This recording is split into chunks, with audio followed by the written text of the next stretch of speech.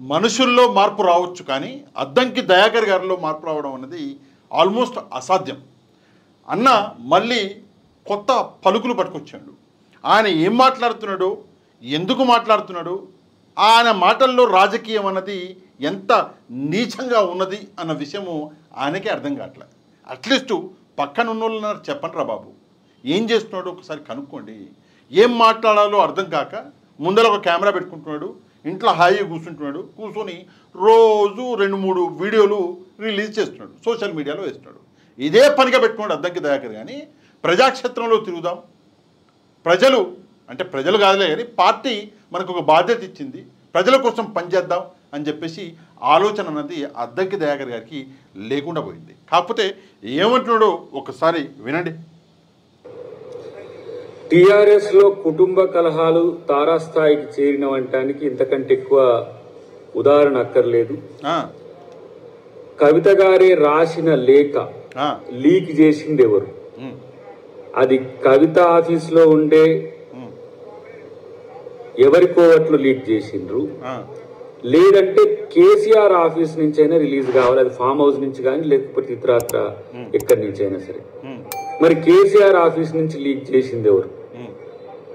కేటీఆర్ వైపు కేసీఆర్ మొగ్గు చూపుతున్నందుకు కేటీఆర్ మనసులే ఆ విధంగా చేసిండ్రా, లేదంటే కేసీఆర్ ఆఫీస్ లో ఉన్న వాళ్ళతో చేయించిండా, లేదంటే కవిత ఆఫీస్ లో ఉండే కేటీఆర్ కి సంబంధించిన వాళ్ళు లీక్ చేసిందా అనేది వాళ్ళే చెప్పాల్సిన అవసరం ఉంది. కాబట్టి ఎంత పెద్ద ఇష్యూ వచ్చి పడింది ఇప్పుడు రాష్ట్రానికి. ఏం చేద్దామంటావు మరి? సిబిఐ ఎంక్వైరీ ఏదైనా వేద్దామంటావా? సరే, సిబిఐ అంటే మరి నీ పరిధికి మించి, కానీ సిఐడి అంటే రాష్ట్రం చేతుల్లో ఉంటుంది కదా, సిఐడి ఎంక్వైరీ ఏదైనా చేద్దామంటావా? ఈ లేఖ ఎక్కడి నుంచి బయటపడ్డది, ఎవడా కట్టప్పా అని చెప్పేసి ఒకటి మంచిగా వేద్దాం, వేసి సిఐడికి కేసు ఇద్దాము, వాళ్ళు కనిపెడతారు. అంటే కేసీఆర్ గారి ఆఫీస్ నుంచి బయటపడ్డదా, కేటీఆర్ గారు బయట పెట్టిండా, లేదంటే కవిత గారి ఆఫీస్ నుంచి ఈ లేఖ బయటపడ్డదా అని చెప్పేసి ఒక ఎంక్వైరీ కోరుకుంటున్నాను.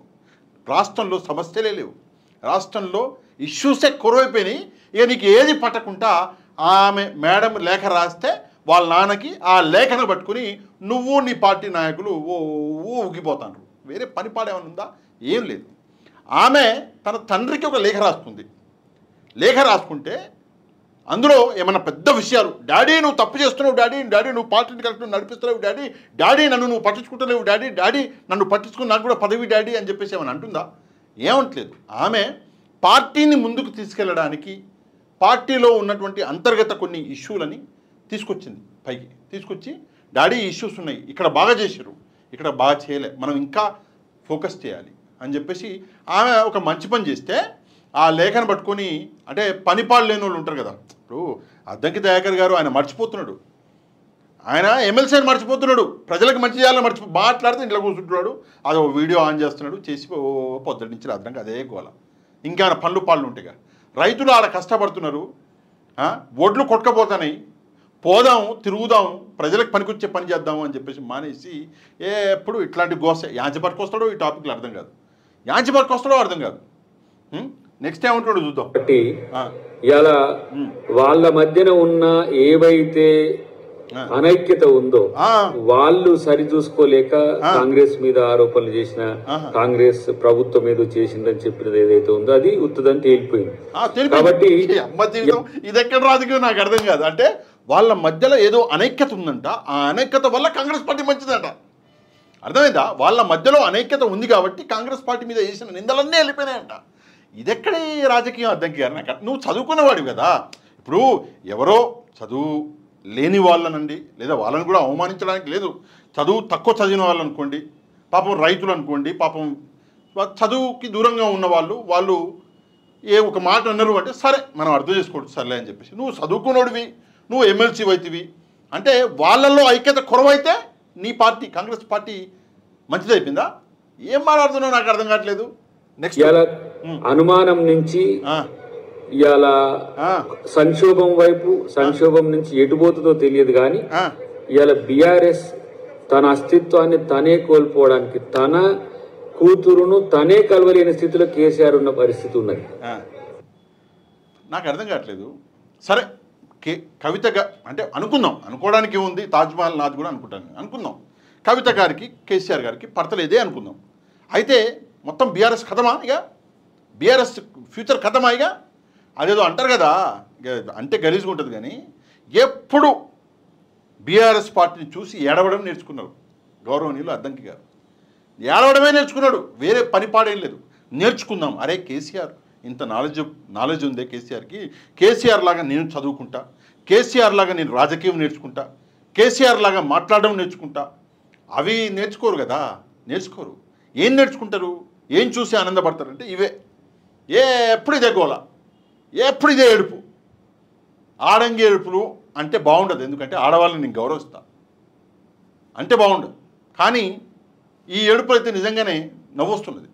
సరే ఇంకేదో అన్నాడు, ఏమన్నాడు చూద్దాం. ఇక్కడ కేసీఆర్ ఈరోజు సభకు రాకపోవడము, ప్రజల్లోకి రాకపోవడము, క్రియాశీలక రాజకీయాల్లో ఉండకపోవడం అనేది ఒక చర్చ అయితే, తన సొంత కూతురు ఈరోజు ఒక లేఖ రాయాల్సిన స్థితి, సొంత కూతురు తండ్రిని కనవలేని స్థితి ఉన్నది. ఇక కేసీఆర్ బయటికి రావట్లేడు, కేసీఆర్ సభకు రావట్లేడు అని చెప్పేసి అద్దంకి గారు ఇంత బాధపడుతున్నాడు కదా. ఒక్కసారి ఒక సభ పెట్టిండయా, ఒకటే సభ, ఒక్క సభ పెట్టిండు, అందరికీ కారిపోయింది. అందరూ కేసీఆర్ అనే ఒక వ్యక్తి సభ పెడితే ఆ వారం రోజులు వీళ్ళు మొత్తం కారిపోయి డైపర్లు పెట్టుకొని ప్రతి వాడు మీడియా ముందుకు వచ్చి కేసీఆర్ గారి గురించి మాట్లాడారు. ఒక్క సభ పెడితేనే మీ పరిస్థితి ఇది. ఇక కేసీఆర్ మొత్తానికి బయటకు వస్తే ఏం లేదు, రామ్ అనుకుంటా మీరు రాష్ట్రం వదిలిపెట్టి పారిపోవాలి. సరే కవిత గారి గురించి మాట్లాడుతున్నావు. కవిత గారి ఫస్ట్ టైం ఆమె లేఖ రాశారా? ఒకసారి కనుక్కోబోయినావు. లేఖ రాయడం నాకు అలవాటే, నేను ముందు కూడా రాస్తా అని చెప్పారు కదా. మరి అట్లాంటప్పుడు లేఖ రాయడం తప్పటమింది? వాళ్ళకి అలవాటంట, లేఖలు రాసుకుంటారు, పాత అలవాటు పాపం మెయింటైన్ చేస్తున్నారు, అందులో తప్పే ఉంది. అంటే మీరు రాసుకుంటే సరిపోయిందా? మొన్నటికి మొన్న మన పిల్లలు, కాలేజీ పిల్లలు స్కూటీలు ఏమై అక్క అని చెప్పేసి మీ ఎవరు రాహుల్ గాంధీ గారి చెల్లెలు ఆమెకి లేఖలు రాసిరు, గుర్తుందా? మరి అవన్నీ గుర్తుండవు లేఖలు, ఈ లేఖలకే కష్టం వచ్చింది.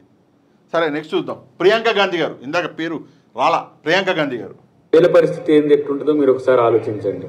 అదే హరీష్ రావు అయితే పిలుచుకొని మాట్లాడిండు, అదే కేటీఆర్ అయితే ఎప్పుడైనా పోయి కలవగలవాడు. కానీ కలిసినా తను మాట్లాడలేని స్థితి, తను చెప్పాల్సిన స్థితి చెప్పలేకపోవడం అనేది ఇలా కవిత గారి విషయంలో కనబడుతుంది.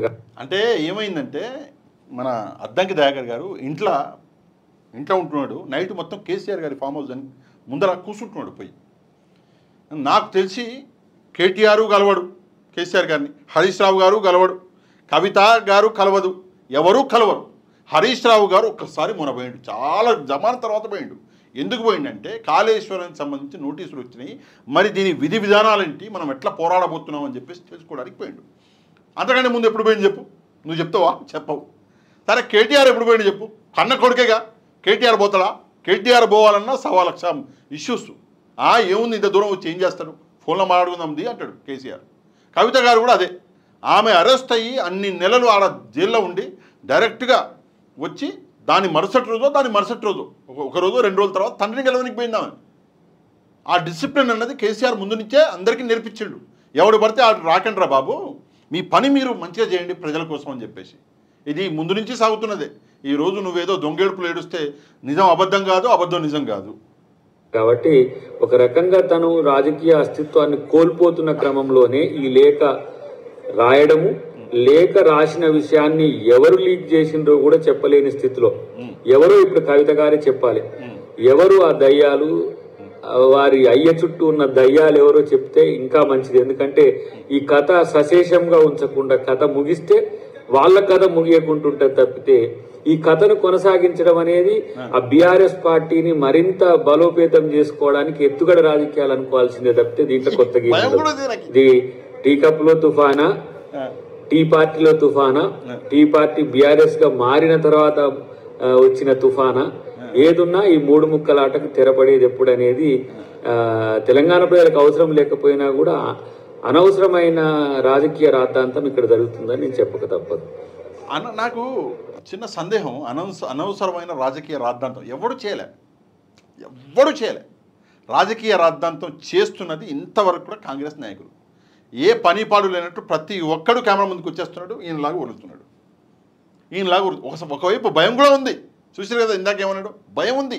అరే ఈ లేక ఇది ఒక గేమ్ అయి ఉంటే, ఒక గేమ్ అయితే మొత్తం మీడియాలో వీళ్ళే ఉంటున్నారు అని చెప్పేసి ఆ భయం కూడా ఉంది. కాకపోతే ఒక విషయం, దయ్యాలు కేసీఆర్ గారి పక్కన దయ్యాలు అని చెప్పేసి లేఖ ఎలా వచ్చింది, ఏ దయ్యం బయటపెట్టింది అంటే నేను అనేది ఏంటంటే, కేసీఆర్ గారి చుట్టూ దయ్యాలు ఉన్నాయా లేవా నాకు తెలియదు, కేటీఆర్ గారి చుట్టూ ఉన్నాయా తెలియదు, మన కవిత గారి చుట్టూ ఉన్నాయా తెలియదు, హరీష్ రావు గారి చుట్టూ ఉన్నాయా తెలియదు. ఈ లేఖ బయటపెట్టిన దయ్యం మాత్రం ఒకటి ఉంది అని నాకు సందేహం ఉంది. నాకు తెలియదు, సందేహం. ఆ సందేహం ఎవరు అంటే కాంగ్రెస్ దయ్యం ఈ లేఖని బయటపెట్టి ఉండొచ్చు అన్న సందేహం నా మనసులో అయితే ఉన్నది. సరే, ఈయన ఈ లెవెల్లో పోరాటం చేస్తా అంటే ఇంట్లో కూర్చొని కెమెరాలలో ఇంకొక వీరాది వీరుడు ఉన్నాడు, ఆయన కూడా పోరాటం చేస్తున్నాడు. ఆయన ఎవరు అంటే మన రఘునందన్ రావు గారు, బీజేపీ పార్టీకి చెందినటువంటి గౌరవనీయులు రఘునందన్ రావు గారు. నేను ఎంతగానో గౌరవించే వ్యక్తి. ఆయన కోసం బహుశా నేను ఎవరి కోసం కూడా వెళ్ళి క్యాంపెయిన్ చేయాలి, ఈయన కోసం చేసిన, ఆయన ఎంపీగా గెలవాలి అని చెప్పేసి. సో అట్లాంటి వ్యక్తి ఈయన కూడా ఒక వీడియో అన్నది రిలీజ్ చేసినాడు. నిజంగా ఈ వీడియో చూశాక ఒక క్లారిటీ వచ్చింది నాకు. ముందు మీరు వీడియో చూడండి. పంచాయతీ తెలంగాణ రాష్ట్ర రాజకీయాల్లో కవితమ్మ మరో షర్మిల కాబోతుంది అనేటువంటి అనుమానం తెలంగాణ సమాజం నుంచి వస్తుంది. ఎందుకంటే ఈ పంచాయతీ కుటుంబ పంచాయతీ, రాజకీయ వారసత్వ పంచాయతీ, ఆస్తుల పంచాయతీ ఎందుకు ఆల్ ఆఫ్ సడన్ గా కవిత గారు అమెరికాలో ఉన్నప్పుడు మే 2వ తారీఖున రాసినటువంటి లేఖ ఇంతగా ప్రజల్లో చర్చనీయాంశం అవుతుందంటే ప్రజల ఆలోచనలపై ఒక అర్థం కనబడతా ఉంది. టీఆర్ఎస్ పార్టీ చేసినటువంటి ప్లీనరీలో తన రాజకీయ వారసులు కేటీఆర్ అని కేసీఆర్ చెప్పకనే చెప్పిన సందర్భంలో కవిత కాంగ్రెస్ ఫోల్డ్ లోకి ఏమైనా వెళ్ళినటువంటి అవకాశం కనబడుతుంది. రాష్ట్ర ముఖ్యమంత్రి గారితో లేదా రాష్ట్ర ముఖ్యమంత్రి గారే కావాలని కవితతోటి ఉత్తరాలు రాయించినారు. ఎందుకంటే అన్ని మాటలు ఈయన మాట్లాడతాడు, అన్ని మాటలు ఆయన. రాష్ట్ర ముఖ్యమంత్రి రాయించిండా, లేదంటే కవిత గారు రాసిరా, లేదంటే కేటీఆర్కి వారసత్వం ఇవ్వబోతున్నాడా, లేదంటే కవిత గారు మరో షర్మిల కాబోతుందా, అన్ని అంటే గోల్లో అన్ని బొక్కలలో ఒక్కొక్కటి బాల్ వేయాలి. ఏం తగ్గుతుందో తెలియదు కదా. ఇది ఒక విషయం ఏంటంటే, రఘునందన్ రావు గారు ఏం చేస్తున్నారు అంటే, ఆయన పక్కోడింట్లో మంట ఆ మంటను చూసి ఆనందపడుతున్నాడు. అరే రే ఏం మండుతుంది, అరే రే నా కడుపు చల్లబడుతుంది, ఆ కుటుంబం నాశనం అయిపోతుంది, అరే ఆ కుటుంబంలో కొట్టుకుంటున్నారే, అరే ఆ ఇంట్లో మంట పడ్డదే అని చెప్పేసి ఆనందపడే ప్రయత్నం చేస్తున్నాడు. అసలు కవిత గారు రాసిన లేఖ ఏందో ఒక్కసారి చదివారా? ఒకటి. రెండవది, కవిత గారు నేను చాలాసార్లు లేఖలు రాశాను అని చెప్పేసి చెప్పారు కదా, ఆ విషయాన్ని ఒకసారి చూశారా? మూడవది, ఆ లేఖ బయటపడ్డది అంటే ఆ భూతం ఈ భూతం ఏ భూతం అంటున్నారు కదా, మరి ఆ భూతం కాంగ్రెస్ భూతము బీజేపీ భూతం ఎందుకు కాకూడదు అని చెప్పేసి ఆలోచిస్తలేరు. ఒకసారి అది కూడా ఆలోచించాలి కదా. ఎట్లయిపోయిందంటే పరిస్థితులు, ఇస్తారీతిన హామీలు 15 లాక్ అన్నారు, 15 లక్షలు. మోదీ గారు 2014 రాగానే 15 లాక్ ఒక్కొక్కళ్ళ అకౌంట్ కంటే నేను భూమి కూడా చూసినా మా ఊళ్ళో. ఆయన 15 లాక్ వేస్తాడు, నేను భూమి కొనుక్కుందామని. దాని తర్వాత 2 కోట్ల ఉద్యోగాలు గాలికి పోయింది అది కూడా. కానీ దాని తర్వాత 2022-21 లోపల ప్రతి భారతీయుడికి సొంత ఇల్లు. ఇట్లా చెప్పుకుంటూ పోతే బీజేపీ ఇచ్చి మర్చిపోయిన హామీలు ఇన్ని ఉన్నాయి. ఇన్ని ఆ హామీల గురించి నిలదీయండి ఒకసారి, చూద్దాం. మాట్లాడతారా? సరే, మాట్లాడే ధైర్యం ఉందా? సరే, తెలంగాణకి బీజేపీ ఏం చేసింది ఇంతవరకు ఒకసారి చెప్తారా? 8 మంది ఏమో ఉన్నారు కదా, మీరు ఏమైనా చెప్తారా? దాని గురించి మాట్లాడడం అనేసి పక్కోడింట్లో తొంగి చూసుడు, ఆడేం చేస్తుండే, కొట్టుకున్నారా, తిట్టుకున్నారా, ఇది ఆనందపడ్డారు. దీన్నే సీరియల్ ఆనందం అంటారు. అంటే సీరియళ్ళల్లో చూసి కూడా ఆనందపడుతుంటారు. ఆ అలవాటు రఘునందన్ రావు గారికి ఉందని నాకు తెలియదు. అంటే ఆయన ప్రమోషన్, ఆయన గెలవడానికి నేను ఎంతో కొంత కష్టపడ్డా కాబట్టి నేను ఆయన ప్రశ్నించే అధికారం కూడా నాకు ఉంది అని చెప్పేసి నేను నమ్ముతున్నాను. కాబట్టి నేను ప్రశ్నిస్తున్నాను. ఇదా పద్ధతి? లేఖ రాసింది లేఖ. నిజంగా రాష్ట్రంలో సమస్యల మీద మాట్లాడండి, రైతుల గురించి మాట్లాడండి, నిరుద్యోగుల గురించి మాట్లాడండి, విద్యార్థుల గురించి మాట్లాడండి. ఏమీ అవన్నీ మాట్లాడరు. ఎందుకు మాట్లాడరు అంటే, కొంతమంది అనేది ఏంటంటే, మీరేదో భూమి దండుకున్నారు, కొంతమంది అంటే మధ్యలో ఎక్కడో చూసిన నేను ట్విట్టర్లో, ఆ భూమి ఏదో ఆయన ఒప్పుకొని ఇచ్చిండు రేవంత్ రెడ్డి గారు, మీకు మంచి ఫ్రెండ్షిప్ ఉంది. అందువల్లనే మీరు కాంగ్రెస్ పార్టీని ఏమో డైరెక్ట్గా అనలేక ఓన్లీ కేటీఆర్ కేసీఆర్ కవిత హరీష్ రావు అదే అంటున్నారు. రాజకీయాలు మార్చండి సార్. ఎన్ని రోజులు ఈ బోరింగ్ రాజకీయాలు. రాజకీయం అంటే ఎట్లుండాలి అంటే నిఖార్సైన రాజకీయం ఉండాలి. వేరే లెవెల్కి పోతారు. భూములు అది కాదు అంటే కన్ను ఇట్లా కన్ను చూపు ఏ సిటీకి వెళ్తే ఆ సిటీ మనదే అన్న లెవెల్కి వెళ్తారు. ఆ రాజకీయాలు చేయండి. ఈ రాజకీయాలు పనికిరావు. ఈ రాజకీయాలు ఆగిపోతాయి. సింపుల్గా మీరు ఒక చదువుకున్న వ్యక్తి, సరే అద్దంకి దయాకర్ గారు అంటే ఏం చదువుకున్నా నాకు తెలియదు, మీరైతే ఒక అడ్వకేట్గా కూడా పనిచేసిన వ్యక్తి, మీకు తెలియదా ఈ రోజు ఎలక్షన్లు వస్తే పరిస్థితి ఏందో? ఏ పార్టీ మట్టి కొట్టుకోబోద్దో తెలియదా మీకు? ఏ పార్టీ ఇండిపెండెంట్గా ఇండివిజువల్గా పార్టీ గెలుస్తుందో మీకు తెలియదా? మీకు కూడా తెలుసు. ప్రజాక్షేత్రంలో ఉన్నాం కాబట్టి ఏదో పదవిలో ఉన్నాం కాబట్టి మాట్లాడాలి. ఇట్లాంటి వీడియోలు రిలీజ్ చేస్తే ప్రజలు గుర్తుపెట్టుకుంటారు. మీరు ఒక్కరు రిలీజ్ చేస్తే మీరు అంటే మీ వీడియోని డౌన్లోడ్ చేసుకుని ఇంకో 10 మందో 100 మందో 1000 మందో డౌన్లోడ్ చేసుకుని దాన్ని షేర్ చేసుకుంటారు అని చెప్పేసి మీరు చేసే ప్రయత్నం ఏదైతే ఉందో అది మంచి పనులకు చేయండి. చేయొద్దు అంటలేను, మంచి పనులకు చేయండి. మంచి పనులకు చేస్తే ఆ రెస్పెక్ట్ అనేది ఉంటుంది. దయచేసి కవిత గారి ఇష్యూ మీద తప్పకుండా మీరందరూ స్పందించండి. ఈ వీడియోని ఒక లైక్ చేస్తే ఈ వీడియో అనేది ఆటోమేటిక్గా వైరల్ అయ్యి ప్రజలందరికీ ఈ వీడియో అనేది చేరుతుంది. అందుకే ఒక లైక్ చేయడం మాత్రం మర్చిపోవద్దు. తప్పకుండా ఈ విషయం మీద కమెంట్ కూడా చేయండి. ఎవరైతే మన ఛానల్ని సబ్స్క్రైబ్ చేసుకోలేదో ఛానల్ని కూడా సబ్స్క్రైబ్ చేసుకోండి. నెక్స్ట్ వీడియోలో మళ్ళీ కలుద్దాం. అంతవరకు థ్యాంక్ యూ వెరీ మచ్. జై హింద్.